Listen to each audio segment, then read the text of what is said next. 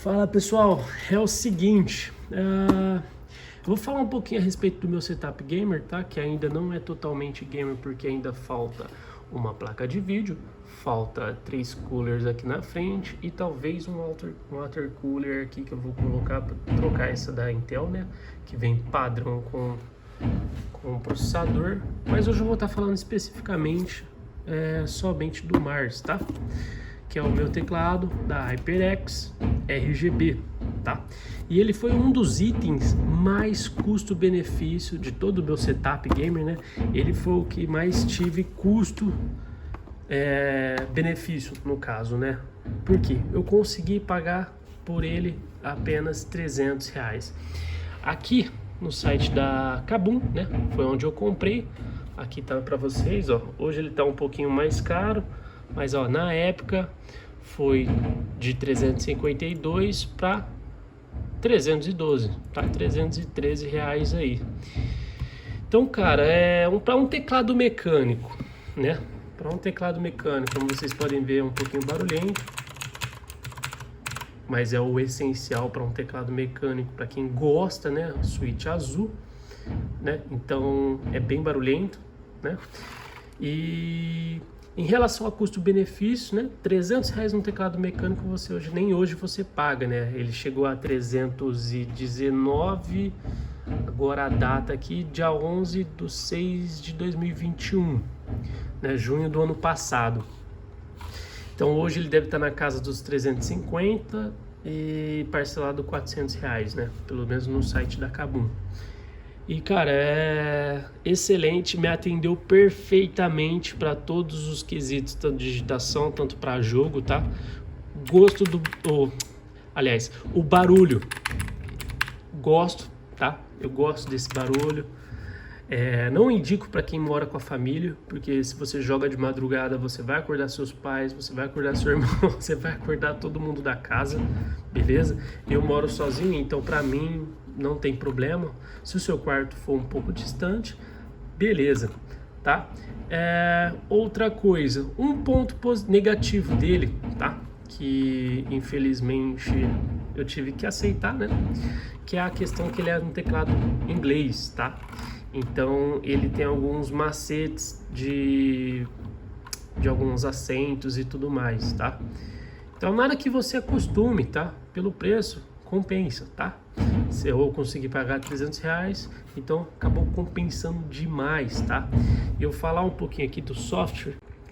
E pessoal, peço um pouco de desculpa aí que minha câmera não é muito boa, não é profissional, tá? Mas eu tô aqui mais para ajudar do que fazer algo profissional, quem sabe mais para frente, né? Mas enfim, eu achei aqui esse software da HyperX aqui e ele tem macro, tem iluminação, seleção de teclas, né? Que às vezes você quer mostrar um modo de jogo, né? Tá vendo? Essa parte que eu não mexi ainda muito bem. Eu mexo mais na parte de iluminação, mas enfim, você pode procurar a respeito da seleção de teclas aqui. Macros, tá? Iluminação. Então aqui na parte de iluminação a gente tem 10 perfis. A gente pode colocar 10 perfis, criar, né, 10 perfis aqui do seu gosto, salvar, né, para poder ficar mais fácil de você alterar o modo de iluminação do seu teclado. Então aqui, ó, nós temos efeitos e personalizar. Nos efeitos a gente tem aqui 5 efeitos, né? Eu tô aqui, ó, com o loading de cor. Então aqui ele tá desse jeito, ó. Ele carrega as cores e vai mandando para cá, né? Igual tá aqui, igual tá exibindo aqui. E a direção você também consegue alterar, brilho, velocidade. Então, cara, tem bastante coisinha boa aí para um teclado assim de entrada. Eu não considero ele de entrada porque ele atende todos os requisitos que eu preciso, né? Então, pra mim, cara, isso aqui é de entrada e final e acabou. Vou usar ele por um bom tempo. Então, ó, nós temos loading de cor, temos onda RGB. Eu vou concluir aqui, ó. Tem direção também nesse onda, né? Vou concluir aqui para estar mudando. Iluminação atualizada com sucesso. E aí, tá do mesmo jeito que tá exibindo lá. Que é mudar, fazer aquela onda de cor, né? Começa o vermelho vai andando, né? Temos também aqui sólida, né? Padrão, deixa eu concluir, né? Tem que concluir aqui. No padrão a gente escolhe a cor, tá vendo? Tem várias cores aqui, a gente escolhe. Então, vermelho, tá? Sólida, respiração, que é bem bacana também. Posso concluir aqui. Atualizado, beleza. Tem... o que mais? E ciclo de cores, que vai mudando conforme o tempo, né? A cor. Eu gosto de deixar loading de cor. Não, loading não. Vamos deixar onda. Onda eu acho bacana aqui. Então, por exemplo, você salva no perfil. Então, no meu perfil 1 é o onda RGB. Então, tem o perfil 2, o perfil 3. Então, a gente seleciona, dá um OK e fecha, tá? Bom, outra função bem interessante aqui é essa função Gaming, tá? Quando você ativa, aperta FN e o F12.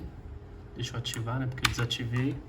O seu iniciar, ele não funciona mais, impedindo que você, quando você estiver jogando, caso você esbarre no iniciar, ele não minimize o seu jogo e te atrapalha aí na sua gameplay, tá? Então, essa função aqui também é bem interessante, tá?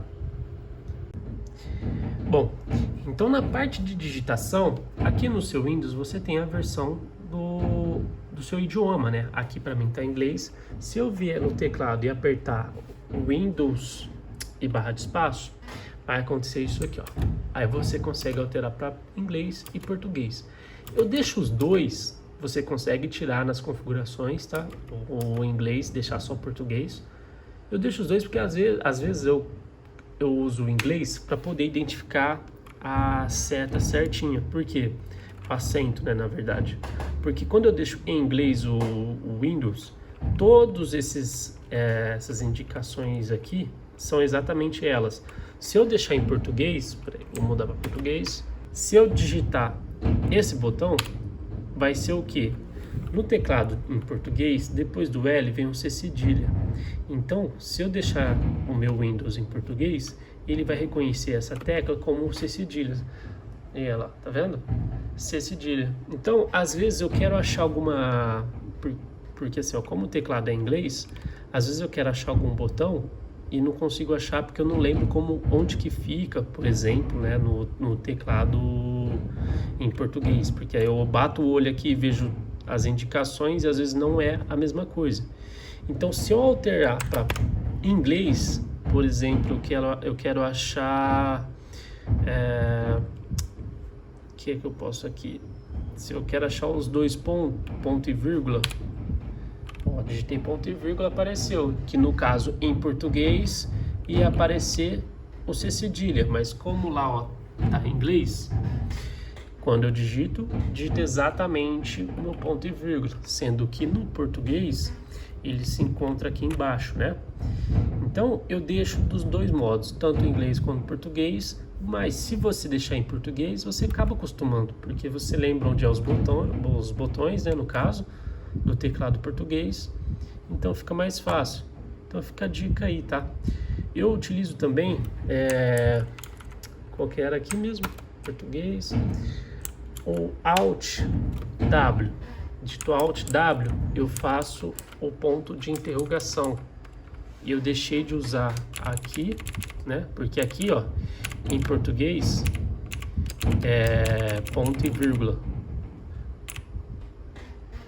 Ponto e vírgula, ponto e vírgula. Shift, ponto e vírgula, acaba fazendo os dois pontos, tá vendo? Então, mesmo em português, eu não consigo fazer o ponto de interrogação por aqui, tá? Falta uma teclinha aqui, se eu não me engano, tá? Posso estar enganado. Mas eu lembro que no de português eu acho que falta uma teclinha aqui.